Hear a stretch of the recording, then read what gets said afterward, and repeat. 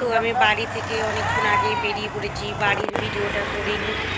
But আমি এখন চলে এসেছি মন্দিরে। এই মন্দিরটা না আমার অনেক দিন আসার ইচ্ছে ছিল। দেখো, আমি আসবো বললো তো আসা হবে না। যখন ঠাকুর চাইবে যে তুই আমার কাছে এবার আমার মন্দিরে আয়, তখনই আমি আসতে পারবো। আমি চাইলে তো হবে না, ঠাকুর চাইলে তবেই হবে।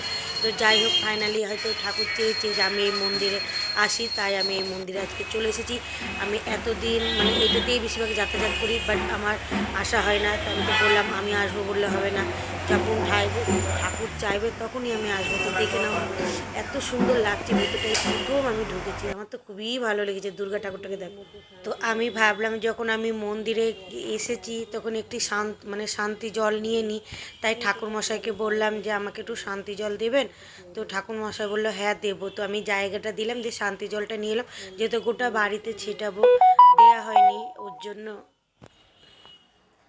আমার মন্দির থেকে বেরিয়ে তারপরে একটু বাজারে সদ্য ঢুকেছিলাম। তো বাজারে ঢুকে কিছু টুকিটাকি আবার নিয়েছি।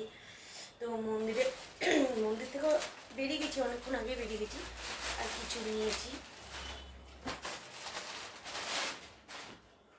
এই যে আবার একটা প্যান্ট নিয়েছি, প্লাজো প্যান্ট, বালিশের সাইড বালিশ, আবার এরকম মাদার বালিশের কভার নিয়েছি, একটা ডাইনিংয়ের কভার নিয়েছি, ডাইনিং টেবিলের কভার নিয়েছি, আর এই বেডশিট নিয়েছি।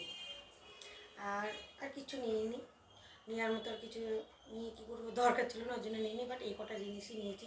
দেখছি ওখান থেকে আসছি তাহলে একটু ঢুকে যাই, তাই এই কটা আমি ওর জন্য নিয়ে নিলাম। কারণ এইগুলো দেখো, এগুলো লাগবেই, যেহেতু এগুলো ইউজ করার জন্য। আর যেগুলো তোলার তো তোলাই থাকে, তো এগুলো নিতে মানে কী বলবো, নিতেই হয়, আর দরকারি জিনিস।